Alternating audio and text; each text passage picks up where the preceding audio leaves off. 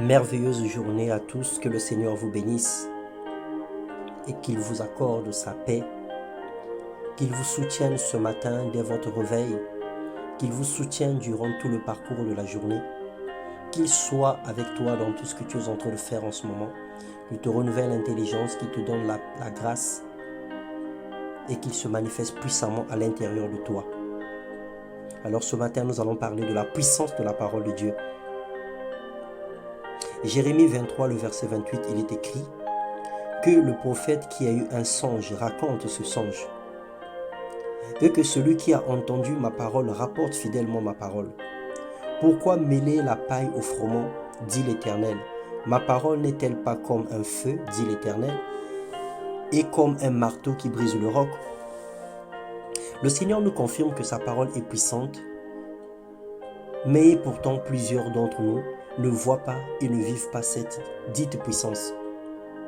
On a demeuré dans les mêmes situations et aux mêmes endroits depuis fort longtemps. Et pourtant, la parole de Dieu, elle est dite puissante. Elle n'arrive pas à changer nos vies. Alors sachez bien aimés que ce n'est pas en confessant à tout bout de champ que le miracle arrive, ou que les démons vont fuir et les guérisons vont s'opérer. La parole de Dieu est en effet puissante, mais elle manifeste sa puissance en fonction de la bouche de celui qui la proclame, du cœur plein d'humilité et de confiance envers Dieu de celui qui la confesse, mais aussi du contexte original de son application.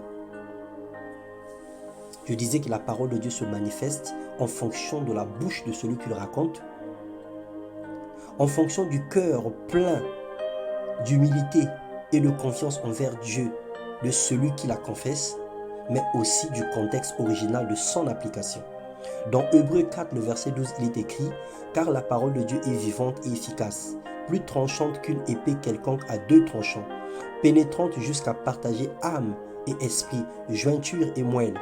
Elle juge les sentiments et les pensées du cœur. » Celui ou celle qui l'utilise doit être un avec cette parole.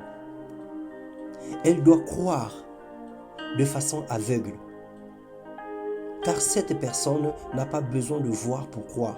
Sa foi doit être basée et fondée sur une déclaration évangélique authentique ou biblique authentique. Dieu n'est pas un menteur, sa parole ne produit pas des effets escomptés. Dieu n'est pas un menteur. Sa parole ne produit pas des effets escomptés parce que les utilisateurs ne sont pas eux-mêmes dans la vérité. Ils tordent le sens et ne croient pas de façon correcte. Elle n'est pas souvent appliquée dans le bon contexte. Nous choisissons les Écritures à croire et à pas croire. Nous choisissons les choses à accepter et à pas accepter. Un tel cœur n'est pas digne de Dieu parce que tu as un cœur partagé, où tu crois à la parole ou tu ne crois pas à la parole. Dans Josué 1:8, il est écrit que ce livre de la loi ne s'éloigne point de ta bouche. Médite-le jour et nuit pour agir fidèlement selon tout ce qui est écrit, car c'est alors que tu auras du succès dans tes entreprises, c'est alors que tu réussiras.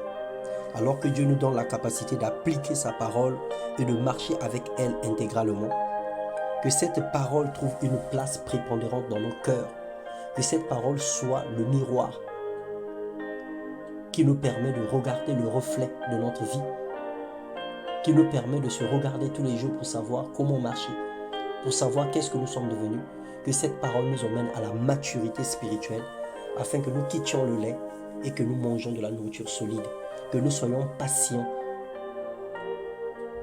et que nous disposons du temps dans la méditation, dans le nom puissant de Jésus. Amen.